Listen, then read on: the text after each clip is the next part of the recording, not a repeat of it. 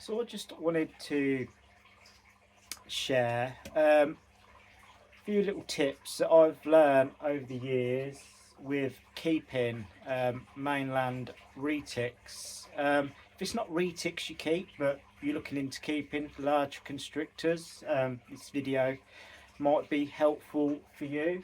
But as you can see, this girl here, she's actually really good.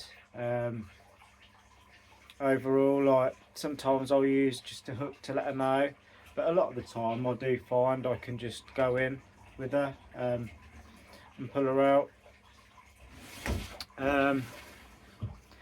But yeah, first tip with working with these, just keep the door open to the room. You know, I have had them fly out the enclosures before, and it's always good to have somewhere to go. It's not fun being in a corner when they do fly out the viv, you know, wanting food or whether it's defensive or what.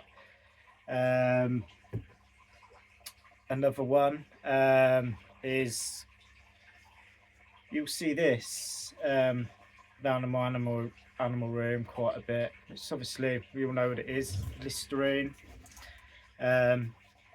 And what this does is, if you do get like a nasty food bite, you know, 90% of the time, if you were to put this in the animal's mouth, well, the snake's mouth, they're going to let go. Another way, another method you could do is the reach out reptiles method, and that is basically just kind of chew on the end of the snake's tail.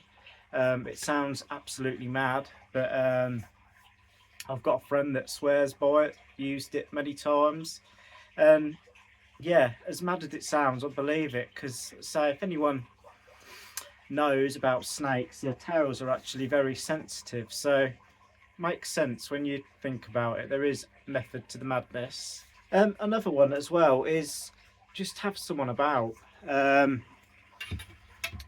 You know, have your partner or whatever about. You know, even if they don't like snakes, want nothing to do with them, just have them about. That way, if you do, you know, get into trouble, like, you know, there's someone about, isn't there, that can get help for you.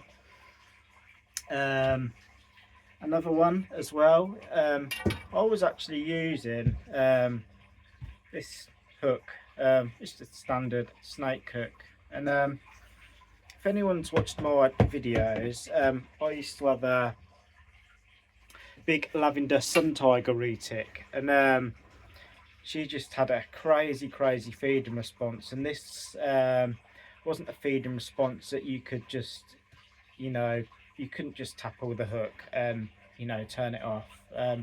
She wasn't like that. You really had to work her. When I mean work her, you'd like push her, pull her, do all sorts of stuff to actually get her out of the viv. But yeah, I had a bloke come round that basically, it's not just his hobby working with retics, you know, it's his job. He's done it for probably over 20 years now. He's worked with, you know, big males that, you know, are in breeding mode, that literally just want to, you know, very dangerous animals. You know, these animals, big males, you know, these will rip your arm up. They'll do maximum amount of damage, some of them. And a lot of the time this is caused by probably breeders that, you know, have too many males in the same room or whatever. But yeah, cut a long story short, he basically advised me to get what we call a sheep hook. Now this was such a game changer for me. Yeah, just, I had a lot more, you have a lot more reach with this. There are things I could do with this what I couldn't with the other hook. Yeah, so this really helped me. But yeah, nowadays I don't have her no more. Sadly she passed, but I don't use this. But yeah, anyone with a retic, with a, you know, crazy feeding response that just wants to come at you because they think they're being fed, get yourself a sheep hook and really work the animal with that. It's a game changer. Well, I found it did anyway. Now, another one. When I've been bit a few times, some of the times I've been sent to hospital. I've spoke to people that have been bit, that have been trapped in rooms, thought they were going to bleed out. And for a while I was starting to use these. Now these are bite-proof gloves. And you know, even if I had retic now, a bitey retic, whether it was defensive, food, breeding, I wouldn't necessarily use these now. Maybe I'd use just the one glove on. But after being bitten a few times, you know, these, yeah, they're going to stop you from probably getting stitches, you know, if the animal does bite you. But my main concern with these is the times I have been bit, I've managed to hold that animal by the head and kind of get control over the animal. Now, with these, like I say, they're going to protect you, but with these, you've just got no grip with them. You know, you can't feel properly. So I think I'd have been in a mess if I'd have been bit with these on.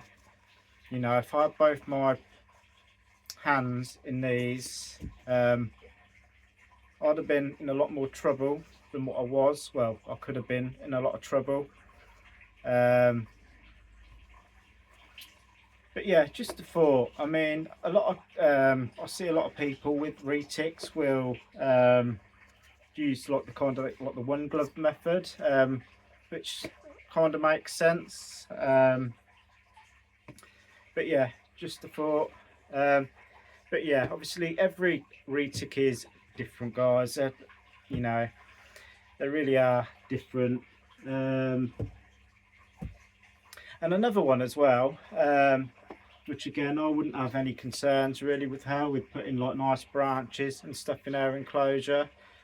But at the same time, with some animals, you know, they're defensive, whether it's, you know, food motivated.